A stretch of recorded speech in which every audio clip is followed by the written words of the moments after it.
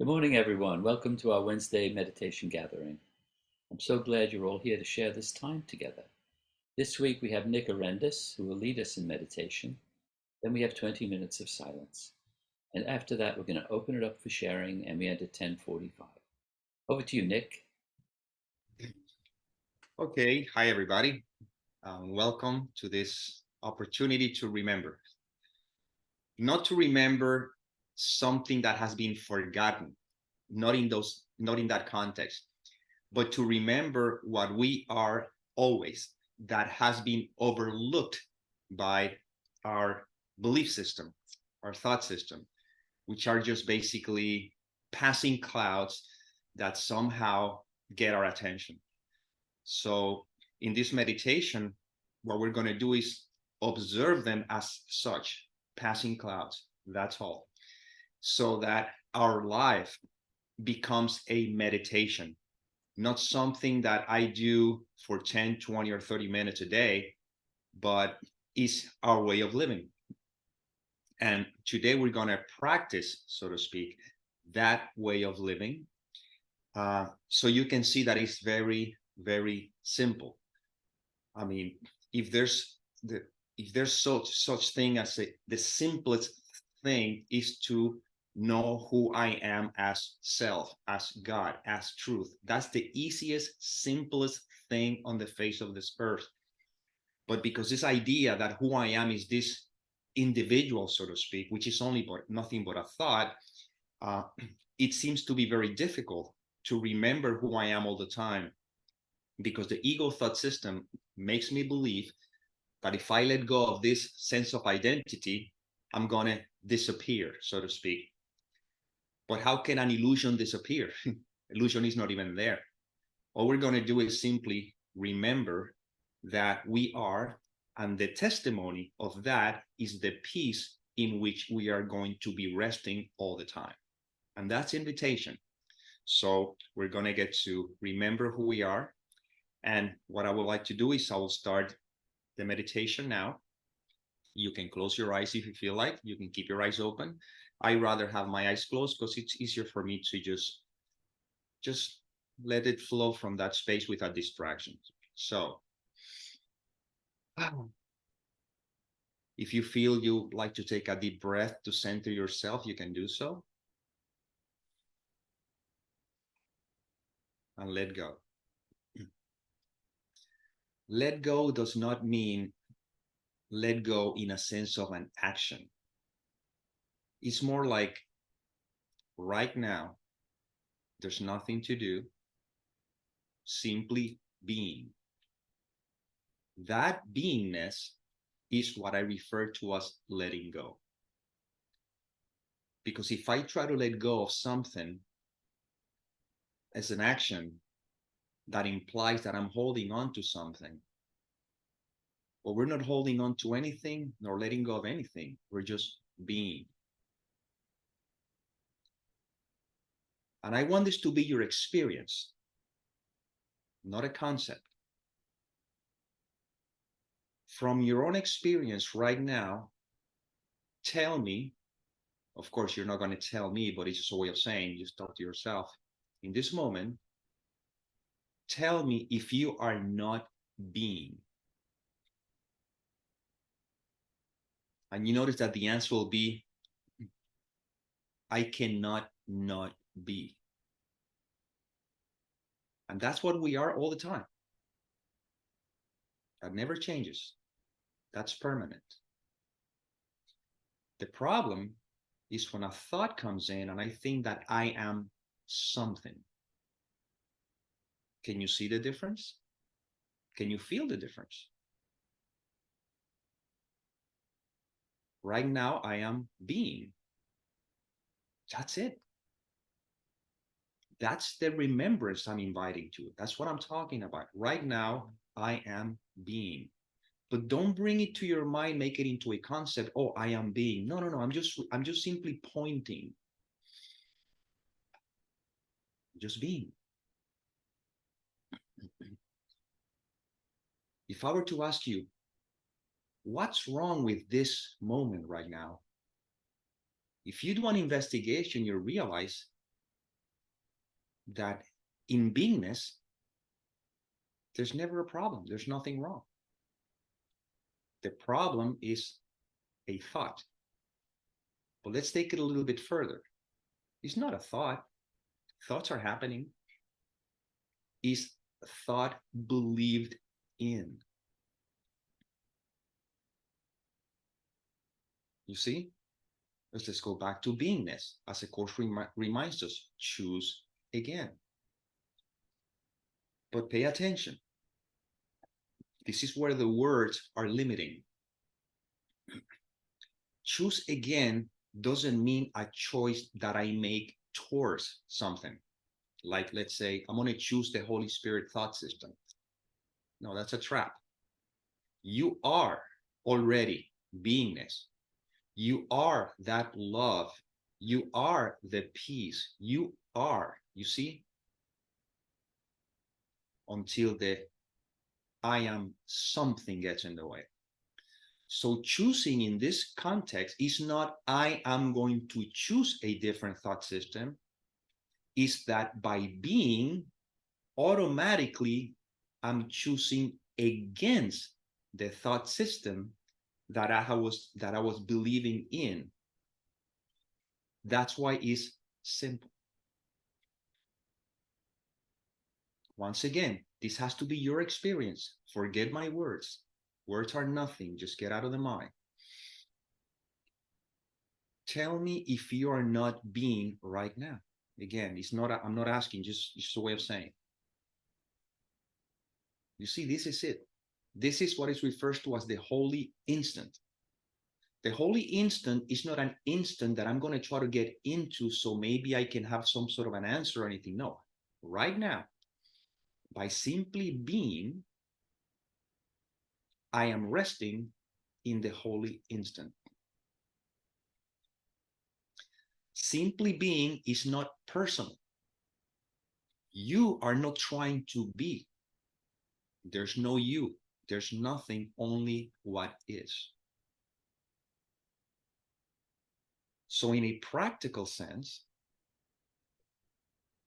tell me, again, when I say tell me, I'm not saying that I'm expecting an answer. It's just basically limitation of language. But for yourself, of course, tell me if you are not resting in peace right now. That's all that there is. When a thought comes in, the moment the mind tries to control the thought or push away the thought, is not being now, is distracted. But the thoughts are very convincing. Yeah, but I got to do this. I need to do this. Or what happened if, or what if, or whatever. But these are thoughts, these are stories.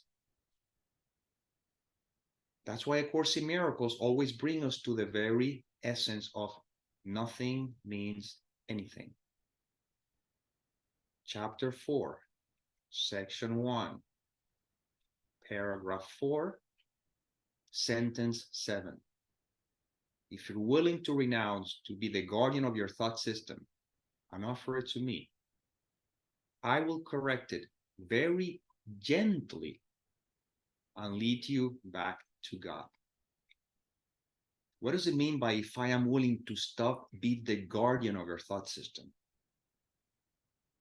What he's telling me is just be. What it means being the guardian of my thought system. The guardian of my thought system means I know something. I know what this means. I don't want this. I want that. You see? But if you're willing to renounce to do that, you're resting in beingness, which is the invitation that I am suggesting here.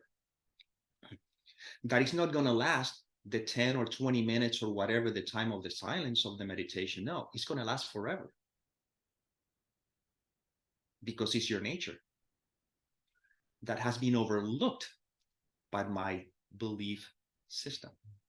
Beginning with the belief, I am a person. I am an individual. I am my name. I am my gender. I am my profession. I am whatever I do. You see? Simply rest. Resting in peace is not something we put on a tombstone. Resting in peace is the invitation that is being offered to us in this moment, which is the only one that there is. If I am willing to get out of the mind. How do I get out of the mind? It's very simple. I don't know the meaning of anything. But if I don't know the meaning of anything, how do I function here? It's very simple. You're not functioning here. Functioning is naturally happen through you. And we don't have to get deep into this. Let's make things simple. All that Jesus says is look. Looking and judging are two different things. Looking implies life is what is. Things are as they are. Thoughts just happen. Nothing means anything. That is looking, which means that is choosing again. Judging, on the other hand, is this means something. And according to the meaning that the mind gives it, I either want it or don't. And that's how you get out of the meditation. And if you want to get back into meditation, all you have to remember, chapter 14, section 11, paragraph 6, sentences 6 through 10. When your peace is disturbed or threatened in any form, just do this, say this. I do not know the meaning of anything, including this. Therefore, I do not know how to respond to it, and I will not let my past, which are thoughts, to be the light to guide me now.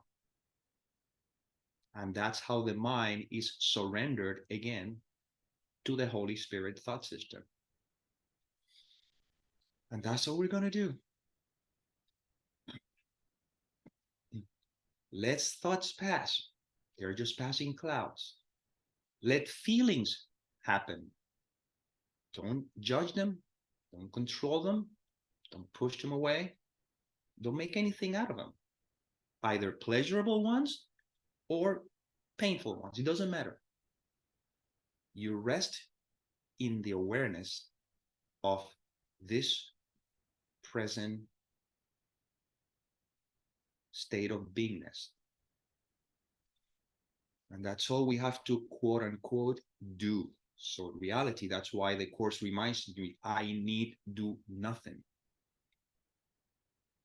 He's not talking about the form. He's not talking about actions in human terms. He's talking about don't do anything with the mind. I need do nothing. If I don't let the mind get in the way, I trust. I simply trust the unfoldment of life, and I am not distracted by anything that is happening because I am resting eternally in the holy instant, trusting that the Holy Spirit is doing its job. And that's it. So let's just rest for the remaining of the meditation in this space of silence, which means not absence of thoughts, not absence of feelings, not absence of situations. No, let that be. They can be, they have the right to be there, but I'm not distracted by them. And that is what is referred to as the peace that passes all understanding, which is the meditation, the state in which we're going to rest for the rest of our seeming time here in this seeming experience. So we breathe in this sea of tranquility, resting in the arms of love. And just be. That's it. That's all the Holy Spirit is asking me. Just be and trust. And that's how you realize that happiness, peace, joy, and love is not what you find, it's not what you seek, it's not what you look for, it's what you are right here, right this moment, eternal and forever.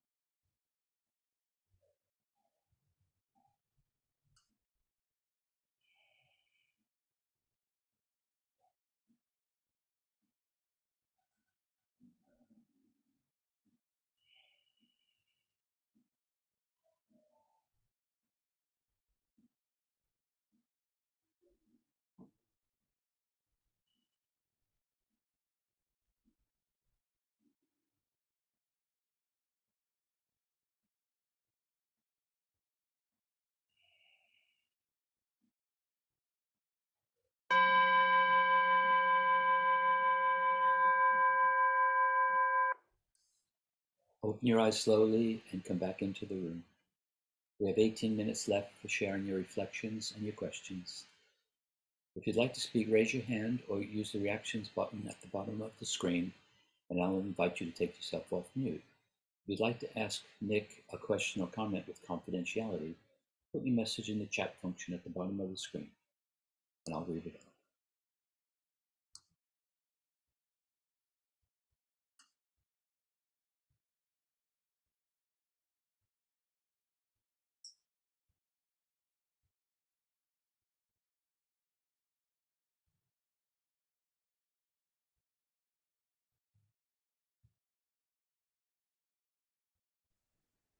Linda, take yourself off mute.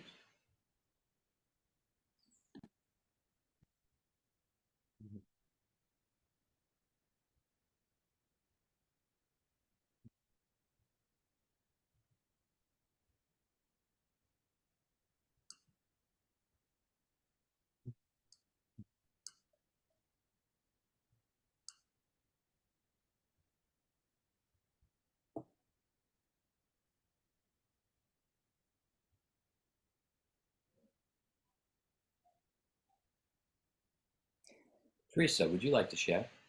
I just want to say, while Linda's looking for her button, maybe Jim had his hand up. So, okay. Jim. Thanks, Teresa and Dan. And thanks, Nick. That was a very good introduction to the meditation.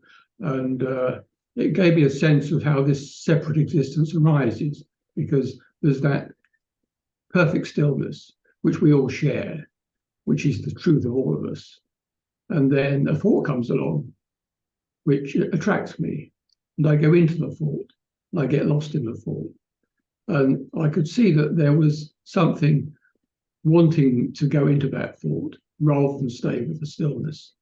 And it was a microcosm really of this desire for separate existence and how it arises simply through attraction to something in particular.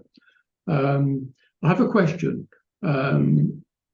It's easy to see in a meditation situation how the mind does get attracted into a thought and goes with it. If I'm doing some work and I'm focusing on a particular job, there's also a sense there that I lose myself for a time. You know, I might be absorbed in a particular piece of work. It might be practical work, or it might be something on the computer. And I suppose I'm never really clear about, do I really totally lose myself when I'm totally absorbed in a job? Or is it only when thoughts take me away from the job that I'm distracted? Because certain work does need total focus. And I can't, always remember that still underlying truth if I'm focused on some work. So really, what is going on when I appear to lose myself in absorption in a particular piece of work? Well, when it appears that you lose yourself, is because you're not in the mind. You're just being. That's it. Like right now, you're just being. But then the mind gets in there, because the fear of losing yourself into, that's the fear of losing ourselves in truth. We want to hang on to this identity. And that's when you can catch the mind saying, oh, wait a minute. What does it mean? Am I losing myself here? That's the mind. You see? So basically, it's so obvious. It's so simple.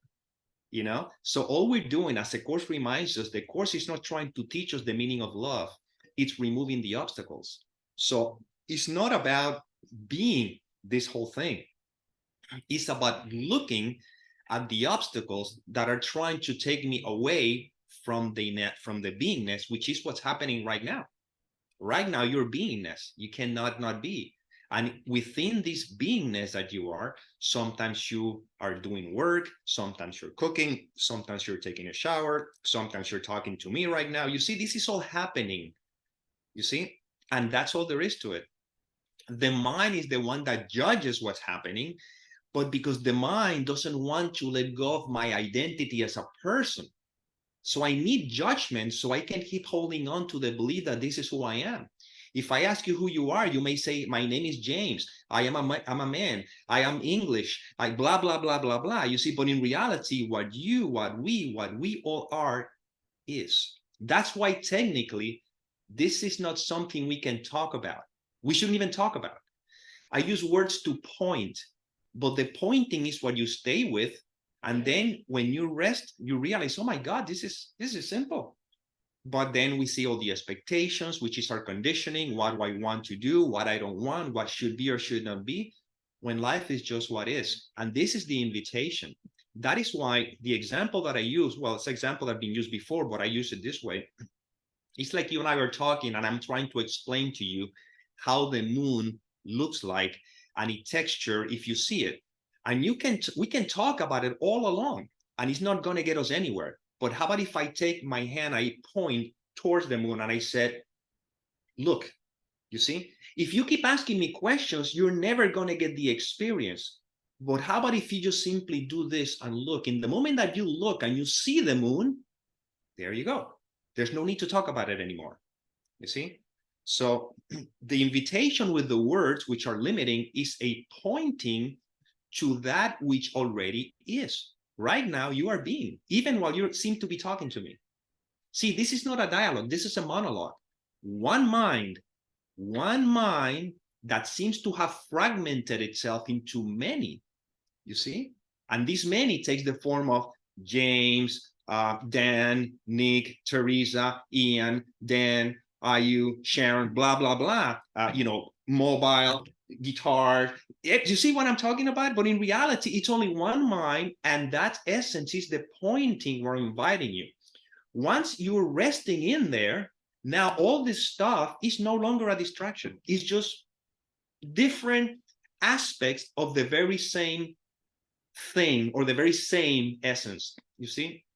So once you really get a taste of, realize, oh my God, this is very simple. Does that mean that I cannot talk to my friends and everything? Yeah, your life, lesson 155. I'll get out of the way. I use it in Spanish, and I let him lead the way. There's a way of living in the world that is not of it, but it seems that, So you still being, seeming for many people, James, but in reality, you know that you're not even that. You're just, you see? And that's the invitation. So when you lose yourself in the work, it's not that you're losing yourself in the work, it's that your mind is out of the way. You see? Yeah. I'm losing the ego, basically, in the work. Exactly. In a sense, the ego is the believing separation. Right now, all of us believe we are bodies. That is ego. However, within the experience we seem to be having, it seems like I have an ego. So living with that ego in the context as where the course is pointing to, according to my understanding, is to be able to live in the world without the mind getting in the way. You see, that's living in the world without ego. But you're still ego, because you still believe there's still an idea of separation. If I say, hey, James, you're going to answer, well, because you think that's how we relate. But living with that ego means that the character James is living in the world with a mind that is not of it, meaning that you're no longer reacting to it. See the difference? That's all. You still do the same thing, but now you can observe, okay, someone who lives with no ego is simply doesn't react. Doesn't mean you don't respond. Sometimes you have to take immediate action. Sometimes you find yourself making corrections, and sometimes you might have to discipline a child. But it doesn't have the energy, the reactive energy of fear. It comes from a place of, this is what has to happen. Jesus had to go into the temple and destroy all the tables to let him know, hey, this is not about this. But he wasn't doing it with rage, He just basically said, this is the way probably the message is going to get across here, But again, because he only is living in the awareness of the I amness, you see? And then you observe the character doing what he does. Right now, the character James seems to be in a Zoom talking to me or whatever, but this is all just a play. You see? That's what he refers to as a projection. But don't say to anybody, this is a projection, because you are part of the projection. the worst point so you can simply rest in it. That's it. You see? And that's what a Buddha, a Jesus, were able to do. They realize, oh my God, this is a projection, but it's not my projection. It is a projection. Because the mind that is dreaming the dream through this character seems to have become conscious. So you, James, are not going to become conscious. You're a projection of the mind, but the mind right now that seems to becoming conscious is using this context to remind itself of truth. That's why it's playing the game of you and a me talking about this. But in reality, there's no me talking to you, no you're talking to me. This is just what seems to be happening, because that which supposedly is dreaming all this stuff is becoming conscious of who it is, which is that which words cannot convey. We can call it love, you can call it God, you can call it essence. But now the details in the dream are irrelevant. Nothing means anything, you see? And you rest in that peace. And then you just live your life, but from that smile that the Course talks about, your front is serene, your forehead is serene, because you're perceiving the dream, but you're not believing in it. You see? You perceive your thoughts, but you don't believe in them. You experience feelings, but you don't attach meaning to them. You see? And this is a way of living that only quote unquote, those who are ready for this, the consciousness will play the game of you encountering them. It's like you encounter each other, but it's not because you're trying to teach anything to anyone. There's no one. It's because this is what's happening, you see? And that's how, the ego, the identity is beginning to crumble. And that's it. That's all we're doing here. Just remembering. That's what we said at the beginning. We're not remembering a past experience.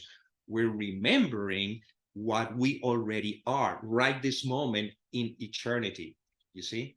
Just get the mind out of the way. That's all there is. That's why I heard somebody says, if you want to know God, if you want to know truth, you must be out of your mind.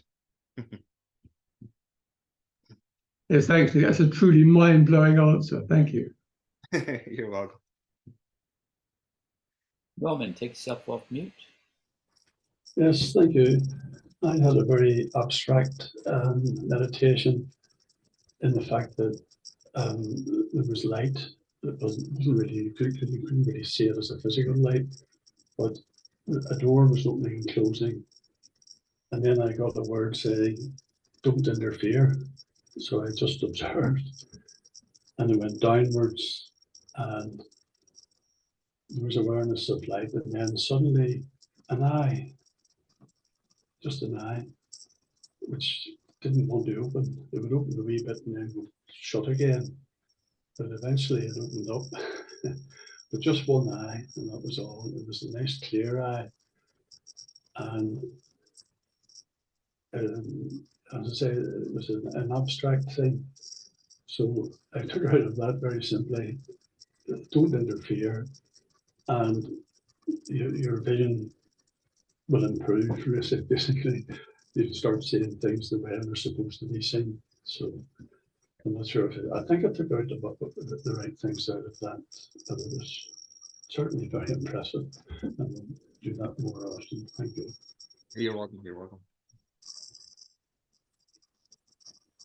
Dennis, take yourself off mute.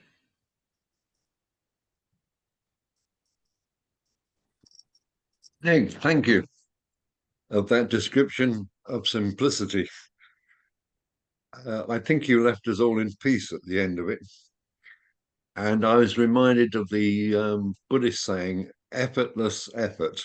Thank you. You're welcome. Thank you. Ayu, would you like to speak? Thank you. This is just a little funny sharing. I came to this country from Japan 22 years ago. And before I set off Japan, lots of preparations and hoping to see so different world, different people to see, new experience.